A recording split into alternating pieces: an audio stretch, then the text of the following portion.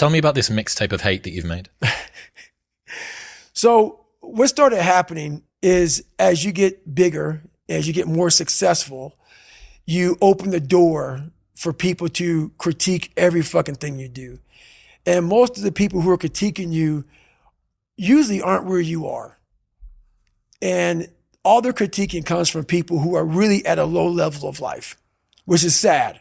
But what we do, people who are on the upper level, hearing the haters at the lower level, like I said, you'll never meet a hater doing better than you. True statement. I started having fun with it. So I'll go through the comments. While most people don't go through comments, I go through them intentionally, look for the bad ones. And while I'll block and delete you because the people on my page don't need that negative energy, I'll block and delete you, but I take a snapshot on my phone and I put it in the archive. So what happens is there's days where I'm like, you know what? I really don't want to do this today. And I'm like, oh, hang on. So I started making these mixtapes with all of these hate messages about people talking shit. And it became such a source of fuel that it was amazing because I know why you hate me.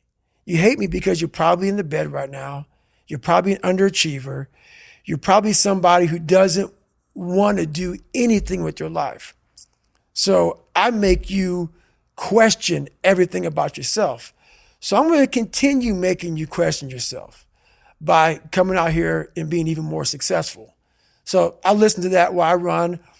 I sometimes play it in the house, and it sometimes gets on Jennifer's fucking nerves because I'm sitting and listening to somebody talk mad shit on a loop about me. And she's like, why do you do this shit? It's half comical and it's half inspiring. I'm actually inspired by it.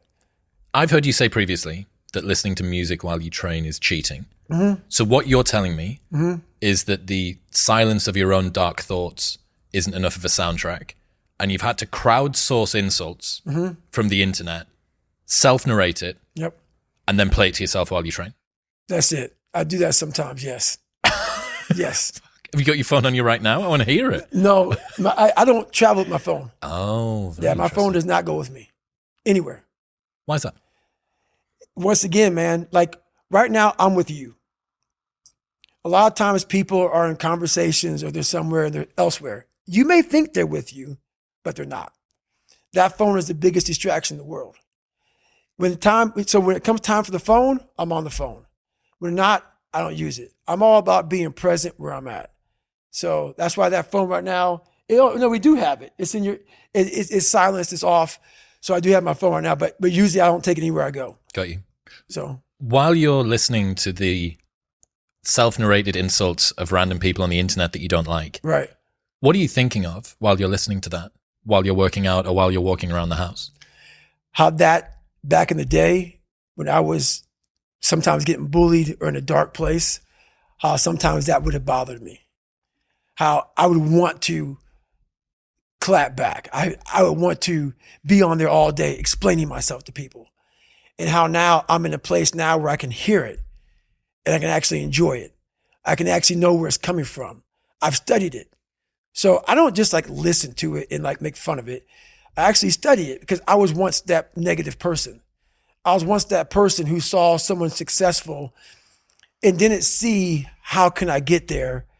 I was like, oh, fuck that. They're probably cheating or they're probably doing this. I was that negative person because I wasn't there and I didn't want to work to get there. So these people who hate on people, I've studied them.